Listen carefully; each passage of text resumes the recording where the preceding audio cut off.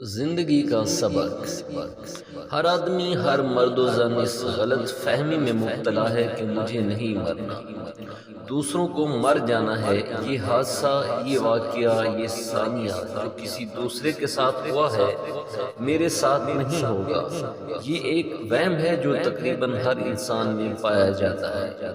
ایک ایسا دن بھی ضرور آنا ہے جس دن ہم نے چلے جانا ہے، جس دن ہم زمین سے 4-5 فٹ نیچے ہوں گے، جس دن ہمارا دنیا میں وجود نہیں ہوگا، جس دن ہمارا دنیا میں کوئی تذکرہ نہیں ہوگا۔ کتنے ہی مہر فن، کتنے ہی ترم خان ایسے ہیں جنہیں آج کوئی نہیں جانتا، مگر وہ اپنے وقت کے بڑے نام تھے۔ ہم بھی اپنے بڑوں کو نہیں جانتے، ہمیں اپنی تاریخ کا بھی نہیں پتا۔ ہم کل کی باتیں تو جانتے ہیں، مگر 100 سال پہلے جو قبرستانوں میں دفن ہو گئے، آج ان کے نام تک کا بھی نہیں معلوم۔ انسان کتنا چھوٹا ہے کہ پوری کائنات میں ایک زمین، اس زمین میں ایک ملک میں ایک صوبہ، ایک صوبے میں ایک شہر، اور ایک شہر میں ایک انسان۔ یہ ہے انسان کی ویلیو کہ اسے دفن ہونے کے لیے 6 فٹ زمین چاہیے۔ اس کے بعد مٹی، گرد و غبار، ہفتے، مہینے، سال، صدیاں گزر جاتی ہیں۔ ایک وقت ایسا آتا ہے کہ پھر اس کے متعلق کہا جاتا ہے کہ وہ کبھی ہوتے تھے۔ پھر ایک وقت وہ بھی آتا ہے کہ جب کسی کو پتہ ہی نہیں ہوتا کس قدر بے بسی ہے۔ کھربوں سال کا فاصلہ ہے جب انسان پیدا نہیں ہوا تھا، پھر نامعلوم کتنے کھرب سال کا فاصلہ ہے، پھر وہ پیدا ہوتا ہے، اس کے بعد وہ مرے گا، پھر نامعلوم کتنے ہزار سال کا فاصلہ ہے کہ جب اسے اٹھایا جائے گا۔ اس کے درمیان اس کی مختصر سی زندگی ہے۔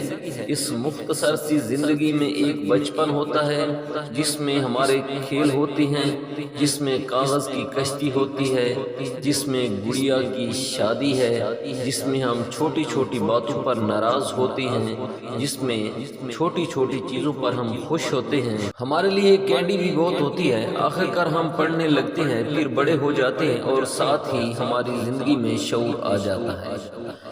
جیسے ہی شعور آتا ہے، شعوری زندگی بھی شروع ہو جاتی ہے۔ شعور سے پہلے زندگی نہیں ہوتی، وہ تو ایک لا علمی ہوتی ہے، کیونکہ شعور نہیں ہوتا۔ شعور کے آنے کی پہلی پہچان یہ ہے کہ شعور آتے ہی انسان پوچھتا ہے کہ میں دنیا میں کیوں آیا ہوں۔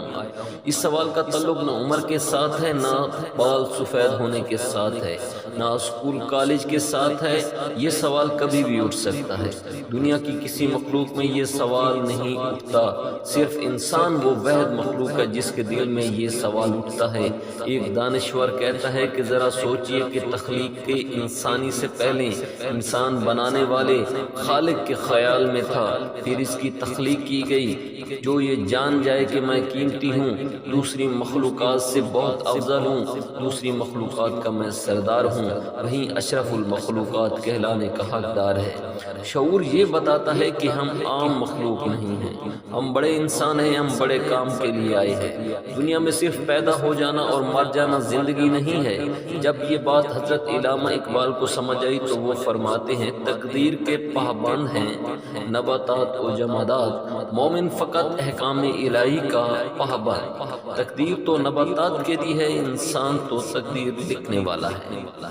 کائنات کے اس نظام میں اللہ تعالیٰ نے یہ نہیں دیکھا کہ ہم غریب ہیں، کس کے بیٹے ہیں، کالے ہیں، گورے ہیں، ذات کیا ہے، برادری کیا ہے۔